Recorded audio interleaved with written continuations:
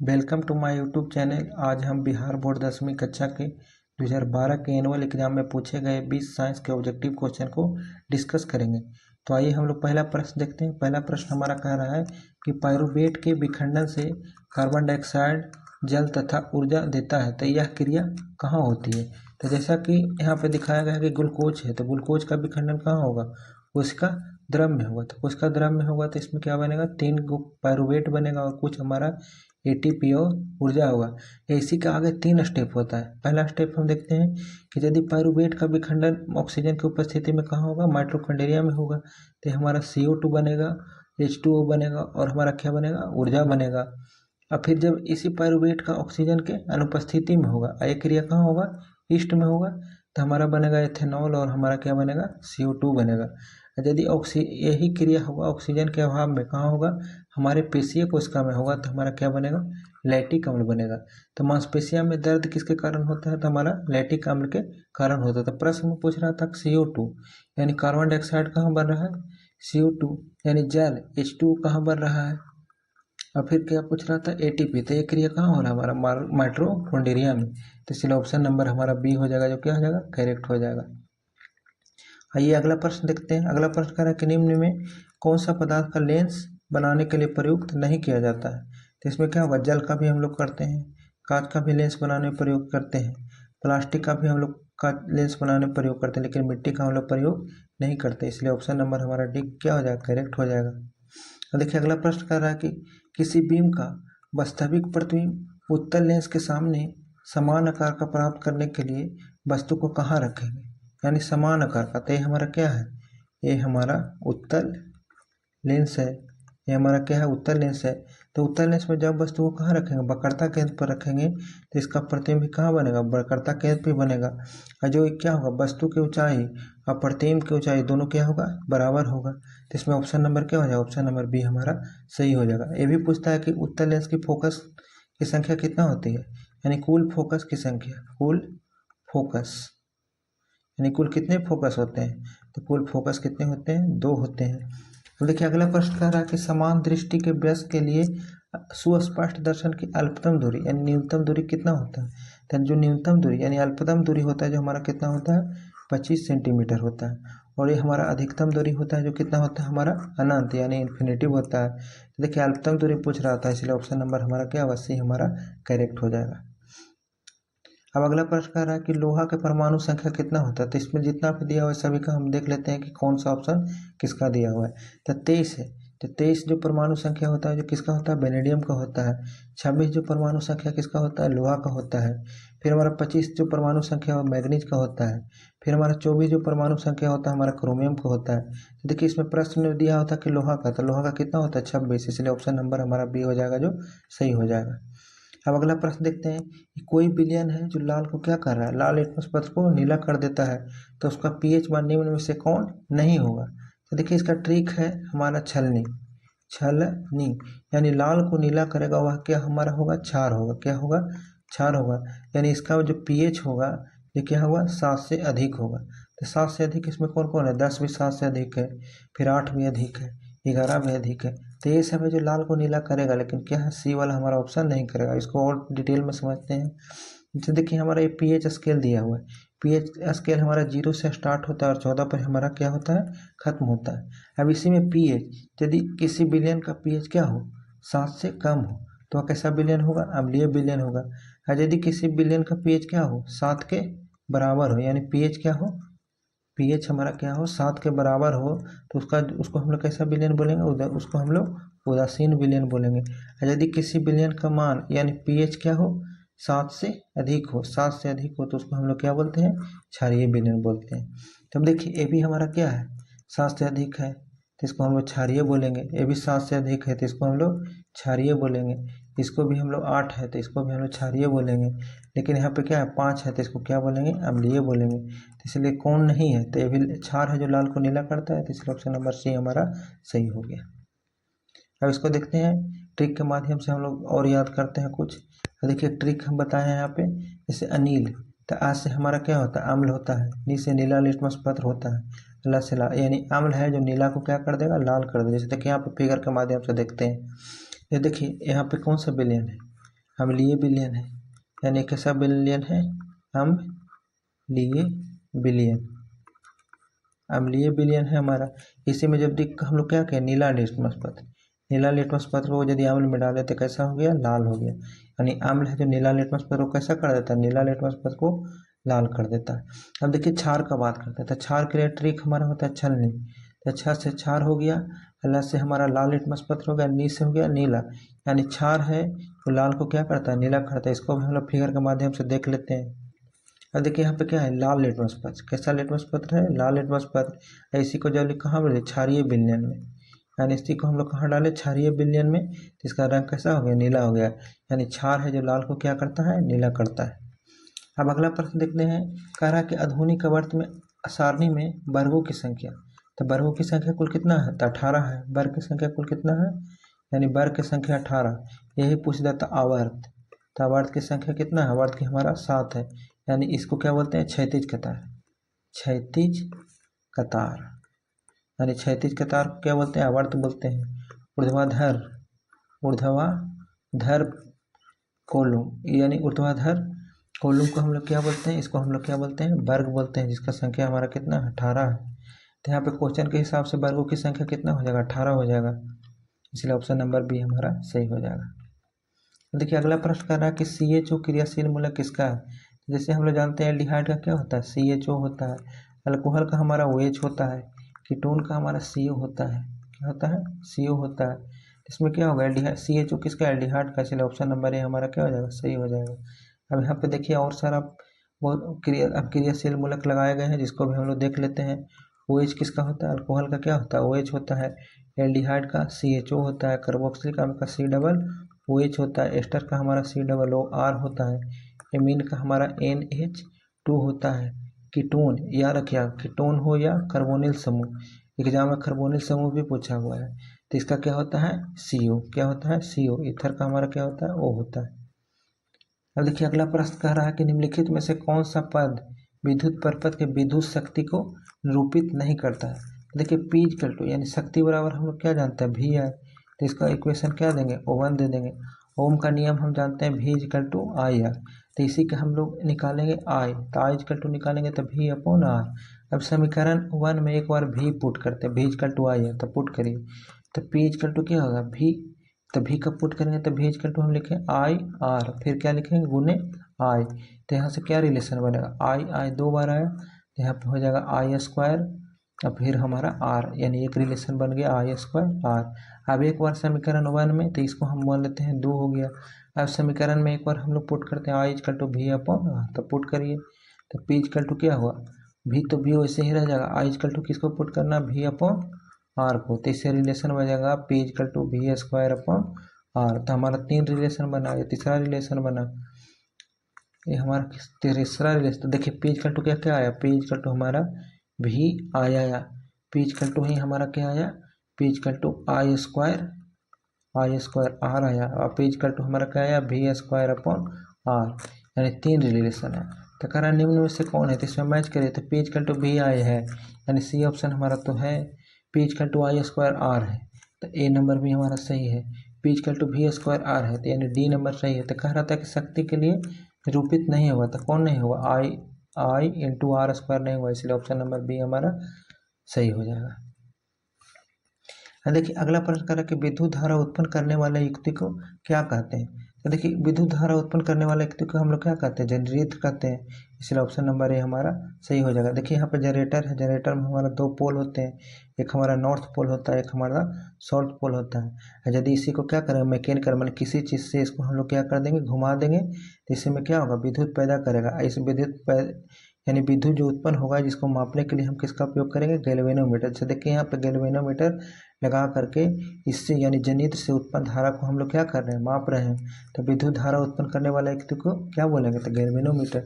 अब यहाँ पे देखिए गैल्वेनोमीटर किस प्रकार वर्क करता है, तो गैल्वेनोमीटर है जो धारा की दिशा को बदलाता है। जैसे देखिए यहाँ पे देखिए मैग्नेट है, जिस सोलेनॉइड है, ये हमारा परिनालिका उसे बोलते हैं। जैसे किसी कुचालक पे यदि का है यानी नंबर ऑफ टर्न को लपेट दिया जाए तो क्या बन जाता है, परिनालिका बन जाता है। परिनालिका से जो देखिए यहाँ पे मैग्नेट है जो दूर जा रहा है, तो दूर जा रहा है, तो यहाँ पे जो ये हमारा जो गैल्वेनोमीटर का डिफ्लेक्शन है क्या है, लेफ्ट साइड है, तो देखिए अब यहाँ पे चला गया, अभी मैग्नेट वापस आएगा। देखिए यहाँ पे मैग्नेट यहाँ पे क्या आएगा, वापस आएगा। तो वापस आएगा तो यहाँ पे देखिए गैल्वेनोमीटर जो लेफ्ट साइड था, जो हमारा शिफ्ट किधर हो गया, राइट साइड। यानी गैल्वेनोमीटर का काम क्या है, किसी परिपथ में उत्पन्न होने वाले धारा की दिशा को बतलाना। तो इसमें क्या है, एक बार धारा की दिशा लेफ्ट साइड है, एक बार धारा की दिशा राइट साइड। जैसे देखिए इस प्रकार जब लौट रहा है तो एंटी क्लॉकवाइज, यानी घड़ी के विपरीत दिशा में क्या है, करंट हमारा फ्लो हो रहा है। और यदि यहाँ पे देखिए अब इसी पर रिवर्स होगा, थोड़ा देर और वेट करते हैं, देखिए रिवर्स होगा। या जब आगे की ओर जाएगा तो ये जो धारा है, जो यानी क्या है, क्लॉकवाइज में। देखिए यहाँ पे इस प्रकार से गया, माने क्लॉकवाइज घड़ी की दिशा में जा रहा है। यानी क्या हो रहा है कि गैल्वेनोमीटर है जो धारा की दिशा को बताता है। तो प्रश्न पूछा गैल्वेनोमीटर का क्या कार्य है, तो गैल्वेनोमीटर का कार्य है हमारा किसी परिपथ में धारा की दिशा को निरूपित करना। इसको हम लोग सीरीज में ही यूज करते हैं। तो देखिए यहाँ पे कह रहा है कि लघु पतन के समय परिपथ का में विद्युत धारा का मान क्या हो जाता है। देखिए इसको हम एक उदाहरण से समझते हैं कि क्या होता है। जैसे देखिए मान लीजिए कि ये हमारा 20 ओम का रेजिस्टेंस है, ये हमारा क्या है, 5 ओम का रेजिस्टेंस है। यदि इसको क्या है, हम लोग 100 वोल्ट के बैटरी से जोड़ दिए, कितना से, 100 वोल्ट के बैटरी से हम लोग जोड़ दिए। तो इसमें क्या होगा, इसमें प्रवाहित होने वाला धारा अभी कितना होगा, तो आई हम लोग निकालेंगे तो ओम के नियम से हो जाता है V equal to I R. तो आई इक्वल टू हो जाएगा V अपॉन आर। देखिए इसमें वोल्टेज कितना है, 100 वोल्ट, तो यहाँ पे 100 रखेंगे।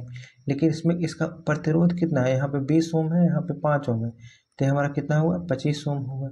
ऐसे कटेगा तो यहाँ इससे कितना आ जाएगा, 4 एम्पियर आ जाएगा। अब देखिए मान लिया कि 5 ओम का जो रेजिस्टेंस है जो हमारा शॉर्ट कर गया, तो शॉर्ट करने का मतलब हुआ कि इसका प्रतिरोध कितना हुआ, 0 हो गया। माने एक तार से जुड़ गया तो इसका प्रतिरोध 0 हो गया। तब यहाँ पे हम निकालते हैं तो आज इक्वल टू क्या होगा, V अपॉन आर।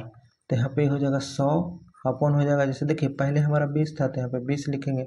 लेकिन जो 5 ओम का क्या गया, शॉर्ट कर गया, यानी इसका प्रतिरोध 0, तो 20 प्लस 0 तो क्या हो जाएगा, यहाँ पे 100 और बट्टा हमारा 20, तो एक जीरो से एक जीरो कट गया, यहाँ पे कितना हो जाएगा, 5 एम्पियर।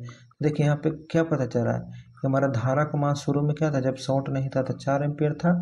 ऐसे जब शॉर्ट सर्किट हो गया तो धारा का मान क्या हो रहा है, बढ़ रहा है। यानी शॉर्ट सर्किट होगा तो धारा का मान क्या हो जाएगा, बहुत अधिक बढ़ जाएगा। इसलिए ऑप्शन नंबर सी हमारा सही हो जाएगा। अब कह रहा है कि निम्नलिखित में से कौन सा जैव मात्रा ऊर्जा का स्रोत नहीं है। तो एक प्रश्न हमारा 2011 के एनुअल में भी आया था। देखिए लकड़ी हो, गोबर गैस हो या कोयला हो, ये सभी हमारे जैव मात्रा ऊर्जा के स्रोत हैं, लेकिन नाभिकीय ऊर्जा हमारा नहीं है।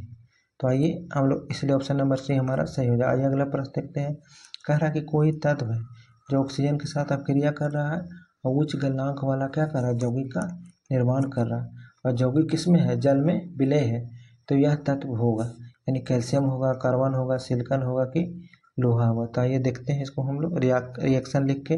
देखिए जब हम लोग कैल्शियम को ऑक्सीजन से अभिक्रिया कराएंगे तो हमारा क्या बनाएगा, कैल्शियम ऑक्साइड बनाएगा।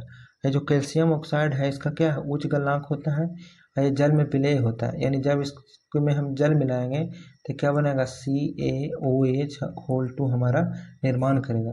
यदि कार्बन को ऑक्सीजन से रिएक्ट करेंगे तो कार्बन डाइऑक्साइड भी बनाएगा, कार्बन मोनोऑक्साइड भी बनाएगा।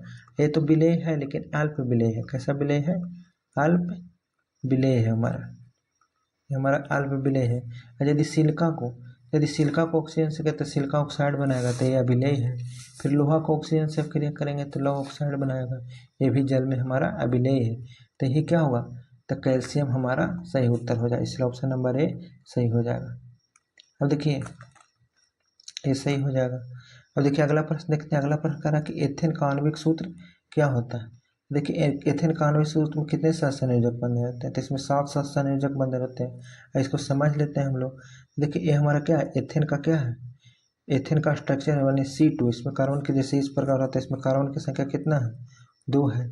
इसमें हाइड्रोजन जोड़िए, एक हाइड्रोजन यहाँ जुड़ेगा, दूसरा हाइड्रोजन, तीसरा हाइड्रोजन, चौथा हाइड्रोजन, पांचवा हाइड्रोजन, ये हमारा छठा हाइड्रोजन। तो इसको काउंट करें, ये पहला संयोजक बंधन, दूसरा, तीसरा, चौथा, पांचवा, छठा और सातवां, यानी कुल संयोजक बंधन की संख्या कितना है, 7 है। यानी 1 2 3 4 5 6 और 7, यानी एथेन में कितने सहसंयोजक बंधन है, तो कुल हमारे 7 सहसंयोजक बंधन है। इसलिए ऑप्शन नंबर बी हमारा सही हो जाएगा। अब कह रहा है कि ओजोन के एक कणों में ऑक्सीजन के कितना परमाणु होता है। तो देखिए ओजोन का यानी ऑक्सीजन का जो होता है हमारा सूत्र O2 होता है, ओजोन का क्या होता है O3। तो यही ना पूछ रहा है कि ओजोन माने O3 कितने परमाणु से मिलकर बने, तो 3 परमाणु से मिलकर बने, इसलिए ऑप्शन नंबर सी हमारा सही हो जाएगा। देखिए अगला प्रश्न कर रहा है कि मनुष्य के वृक्क किस तंत्र का हिस्सा है, तो पोषण तंत्र में इसमें छोटी आंत, बड़ी आंत ये सब आता है। श्वसन तंत्र में हमारा क्या फेफड़ा वगैरह आता है। उत्सर्जन तंत्र में ही हमारा क्या आता है, किडनी आता है। ये जो किडनी है किसका हिस्सा है, उत्सर्जन तंत्र का हिस्सा है। आइए हमको क्या नाइट्रोजन अपशिष्ट को हमारे ब्लड से क्या करेगा, बाहर करेगा। यानी नाइट्रोजन क्या है, हमारे शरीर के लिए हानिकारक पदार्थ है, इसी को ये क्या करता है, ब्लड से निकालने का काम करता है। और यदि यही किडनी खराब हो गया तो इसका यानी क्या करेंगे हम लोग, डायलिसिस पर के द्वारा यानी डायलेजर के मदद से हम लोग क्या करेगा, नाइट्रोजन अपशिष्ट पदार्थों को रक्त से बाहर निकालेंगे। और देखिए परिवहन, तो परिवहन में क्या आ जाएगा, हमारा हृदय आ जाएगा। तो यहाँ पे कह रहा है कि वृक्क किस तंत्र का हिस्सा है, तो उत्सर्जन तंत्र का, इसलिए ऑप्शन नंबर सी हमारा सही हो जाएगा। अब कह रहा है कि दो तंत्रिका कोशिकाओं के मध्य खाली स्थान को क्या कहते हैं, यानी दो तंत्रिका जहाँ पे जुड़ता है उसको हम लोग क्या बोलते हैं। तो देखिए पहला तंत्रिका तंत्र है, ऐसे में अगला तंत्रिका तंत्र जुड़ेगा तो इसी खाली स्थान को हम लोग क्या बोलते हैं, ये जो खाली स्थान हुआ इसी को हम लोग क्या बोलते हैं, सिनेप्स बोलते हैं, इसलिए ऑप्शन नंबर बी हमारा सही हो जाएगा।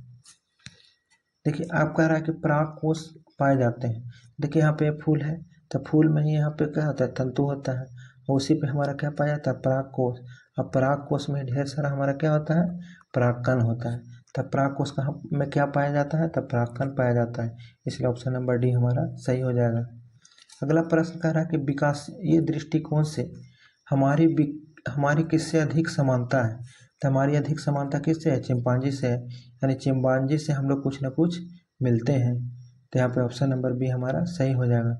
अब कह रहा है कि मुकुलन द्वारा अलैंगिक जनन किस में होता है, तो मुकुलन द्वारा अलैंगिक जनन तो देख लेते हैं, अमीबा में किसके द्वारा होता है, तो द्विखंडन द्वारा होता है। ईस्ट में किसके द्वारा होता है, तो इसी में होता है मुकुलन द्वारा। ये पूछ देगा हाइड्रा, क्या पूछ देगा, हाइड्रा पूछ देगा, तो इसमें भी किसके द्वारा होता है, मुकुलन द्वारा होता है। और देखिए प्लाज्मोडियम, तो प्लाज्मोडियम में होता है हमारा बहुखंडन द्वारा, यानी प्लाज्मोडियम है जो कौन सा परजीवी है, मलेरिया परजीवी। मलेरिया परजीवी को हम क्या बोलते हैं, प्लाज्मोडियम। और इसमें जो अलैंगिक जनन होता है जो किसके द्वारा होता है, बहुखंडन विधि द्वारा होता है। जिससे लिस्मानिया में किसके द्वारा होता है, विखंडन द्वारा होता है, इसलिए ऑप्शन नंबर बी हमारा क्या होगा, सही हो जाएगा। और देखिए फिगर से भी हम लोग समझते हैं क्या है, ईस्ट सेल है, ये हमारा ईस्ट का केंद्रक है, ये साइटोप्लाज्म है। तो सबसे पहले इसका क्या होगा, डेवलपिंग बर्ड, यानी बर्ड बनेगा। ऐसे जब बर्ड बनेगा तो इसका केंद्रक क्या होगा, केंद्रक लंबा होगा, यानी केंद्रक का डिवीजन होगा। और फिर यहाँ पे क्या होगा, केंद्रक यहाँ पे डिवाइड हो गया, बर्ड यानी एक बर्ड बन करके क्या होगा, यहाँ पे हमारा क्या होगा, न्यू बर्ड बन गया। इसी प्रकार फिर अगला बर्ड बनेगा, तो यानी बर्ड का क्या बन रहा है, एक प्रकार का चैन बन रहा है। तो बर्ड को ही क्या बोलते हैं, मुकुल बोलते हैं, क्या बोलते हैं, मुकुल बोलते हैं। तब पूछ देगा हाइड्रा हो या ईस्ट हो, इसमें किसके द्वारा होगा, तो मुकुलन द्वारा, किसके द्वारा, मुकुलन द्वारा होता है। अब हम लोग जो भी पढ़े उसका क्विक रिवीजन कर लेते हैं। कह रहा है कि पाइरुवेट के विखंडन से क्या बन रहा है, कार्बन डाइऑक्साइड बन रहा है, जल बन रहा है और ऊर्जा का निर्माण हो। यह क्रिया कहाँ होता है, माइटोकॉन्ड्रिया में होता है। जल, कांच, प्लास्टिक तथा मिट्टी में किसको लेंस नहीं बनाएंगे, तो मिट्टी को हम लोग लेंस में प्रयुक्त नहीं करेंगे। कह रहे थे किसी बीम का वास्तविक प्रतिबिंब बन रहा है, समान आकार का बन रहा है, कौन लेंस में बन रहा है, उत्तल लेंस में, तो वस्तु कहाँ होगा, वक्रता केंद्र पर होगा। देखिए समान दृष्टि के लिए सुस्पष्ट दर्शन की अल्पतम दूरी कितना होगा, 25 सेंटीमीटर, और अधिकतम दूरी इन्फिनेटिव हो जाएगा। लोहा का परमाणु संख्या 26 हो जाएगा, यानी 10, 11, 5, 8 में से कौन सा विलयन है जो लाल को नीला नहीं करेगा, तो वो अम्ल होगा। तो अम्ल का इसमें कौन सा पीएच मान है, 7, इसलिए और 5, इसलिए क्या हो जाएगा, 5 हमारा हो जाएगा। कह रहा है कि आधुनिक आवर्त सारणी में वर्गों की संख्या कितना है, 18, आवर्त की संख्या 7। CHO अक्रियाशील मूलक किसका है, तो एल्डिहाइड का है। फिर देखिए यानी शक्ति का फॉर्मूला क्या होता है, P=VI होता है, P=I² होता है, P=V² होता है। विद्युत धारा उत्पन्न करने वाला युक्ति को क्या बोलते हैं, जनित्र बोलते हैं। लघुपथन के समय धारा का मान क्या हो जाता है, बहुत अधिक बढ़ जाता है। फिर लकड़ी, कोयला, गोबर, गैस तथा नाभिकीय ऊर्जा में कौन जैव ऊर्जा का स्रोत नहीं है, तो नाभिकीय ऊर्जा हो जाएगा। फिर कोई तत्व ऑक्सीजन के साथ क्या कर रहा है, उच्च गलनांक वाला यौगिक बना रहा है और जल में क्या है, विलेय है, तो कौन कौन हो जाएगा, सोडियम भी हो सकता है, पोटेशियम भी हो सकता है और कैल्शियम। लेकिन हम लोग यहाँ पे क्या पढ़े थे, कैल्शियम, तो आगे याद रखिए पोटेशियम भी होता है और हमारा सोडियम भी होता है। फिर देखिए एथेन यानी C2H6 में कितने संयोजक बंधन है, तो 7 है। फिर देखिए ओजोन के एक अणु में ऑक्सीजन के कितना परमाणु होते हैं, 3 परमाणु होते हैं। मनुष्य के वृक्क किस तंत्र का हिस्सा है, तो सर्जन तंत्र का हिस्सा है। दूध तंत्रिका कोशिकाओं के मध्य खाली स्थान को क्या बोलते हैं, सिनेप्स बोलते हैं।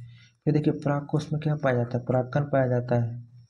फिर देखिए विकासीय दृष्टिकोण से हमारी समानता सबसे अधिक किससे है, तो चिंपांजी से है। मुकुलन द्वारा प्रजनन, अलैंगिक प्रजनन किस में होता है, तो ईस्ट में और हाइड्रा में। तो थैंक यू फॉर वॉचिंग। अगर वीडियो आपको अच्छा लगे तो दोस्तों को भी शेयर करें और नीचे डिस्क्रिप्शन में लिंक दिया हुआ है। इस लेक्चर के PDF को डाउनलोड करने के लिए हमारे टेलीग्राम से जुड़ें, जो हमारे डिस्क्रिप्शन में दिया हुआ है। और कुछ अगर आपको अच्छा लगे तो हमें कमेंट करके कुछ फीडबैक भी दे सकते हैं, यदि कोई इसमें त्रुटि हो।